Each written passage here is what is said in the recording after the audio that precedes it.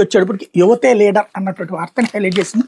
సమాజంలో యువత విద్యార్థుల పాత్ర అత్యంత కీలకం. వైఎస్ జగన్ మంచి రాజకీయాలకు విద్యార్థి దశ నుంచే బీజం.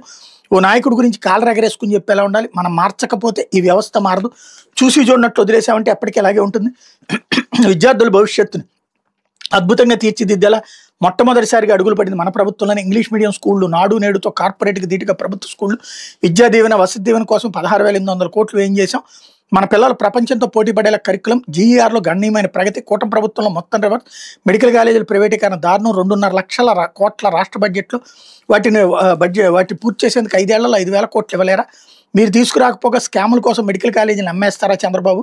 పార్టీ విద్యార్థి విభాగం రాష్ట్ర కమిటీ సభ్యులు, జిల్లా అసెంబ్లీ నియోజకవర్గాల అధ్యక్షులతో సమావేశం. ఎస్ఎస్సీపీ అధ్యక్షుడు వైఎస్ జగన్ నిప్పులు అన్నటువంటిది హైలైట్ చేశారు. ఇది సోషల్ మీడియా యుగంలో డ్రైవ్ చేసేది యువత చేతుల్లోని భవిష్యత్తు ఉంది. వాళ్ళు ఎలా డిసైడ్ చేస్తే ఆ గవర్నమెంట్ వస్తుంది. ఆ ప్రభుత్వం మీరు సెట్ అంటే సెట్, సిట్టు, స్టాండ్ అంటే stand, that is the power of youngsters అంటూ వాళ్ళని మోటివేట్ చేసింది హైలైట్ చేశారు.